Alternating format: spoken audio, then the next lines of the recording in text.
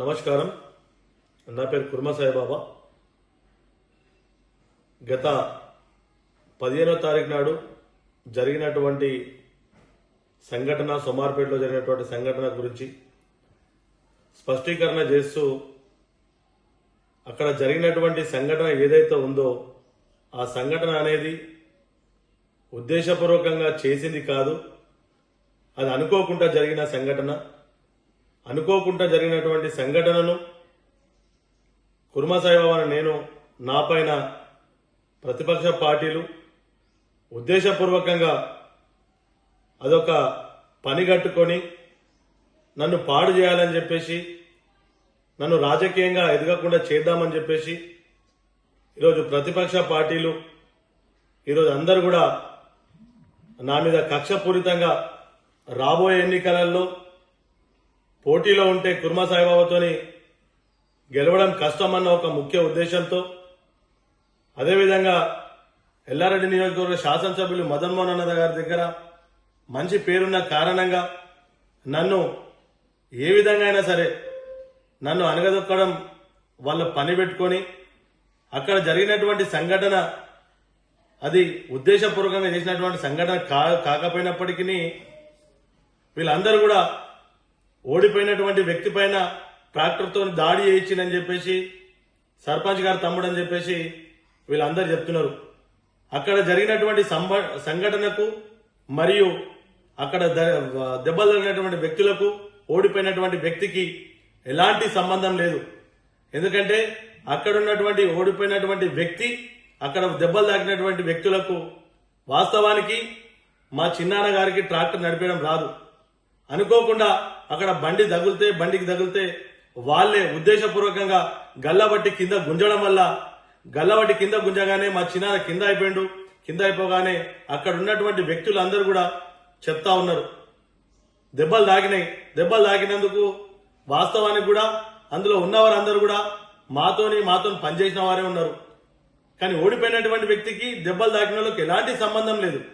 సంబంధం లేకపోయినటువంటి వ్యక్తులకు కూడా మా వ్యక్తులను తీసుకొని పోయి కూడా వాళ్ళు మా పార్టీకి పనిచేసిరు, మాతో ఉన్నారని చెప్పేసి వాళ్ళు ఉద్దేశపూర్వకంగా ఈరోజు కుర్మా సాయిబాబాను ఎట్లాగైతే వారిని తప్పులో చేద్దామన్న ఒకే ఒక్క విషయంతో ఈరోజు వారు ఉద్దేశపూర్వకంగా మొత్తం కూడా ఈరోజు బురద జల్లే ప్రయత్నం చేస్తున్నారు. ఇంతకు ముందు కూడా ఇట్లనే నా మీద బురద జల్లే ప్రయత్నం చేసిరు. కానీ ఈ రోజు కూడా మళ్ళీ ఇప్పుడు కూడా చెప్తున్నా, ప్రజలందరికీ కూడా మా మీద నమ్మకం ఉంది కాబట్టి ఈరోజు మాకు ఓట్లేసి మమ్మల్ని గెలిపించారు. కానీ నేను ఒకటే చెప్తున్నా, ప్రజలందరికీ కూడా ఈరోజు న్యాయ విచారణ జరుగుతుంది. న్యాయ విచారణలో తప్పేముంది ఒప్పేముంది అని చెప్పేసి అందరూ కూడా చూస్తారు. పోలీస్ విచారణ జరుగుతుంది. పోలీస్ విచారణ న్యాయం ఏముంది అబద్ధం ఏముంది అనేది పోలీస్ విచారణ అయితే తేలుతుంది కదా. ఒకవేళ అబద్ధం మేము నిజంగానే చేసి ఉంటే నిజంగానే మాకు గాంధీ చౌక్ లో తీసుకొచ్చి మమ్మల్ని నిజంగానే ఊరేయండి, కాదంటలేను.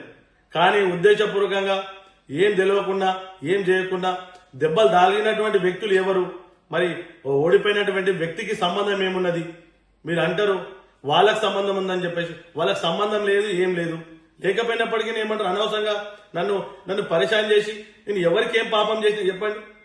ఈరోజు నేను ఏమంటారు కష్టపడి ఏమంటారు అన్ని వదిలేసుకొని నెలకు 1,50,000 జీవితం వదులుకొని ఈరోజు వచ్చి నేను ప్రజల కోసం పనిచేస్తున్నా.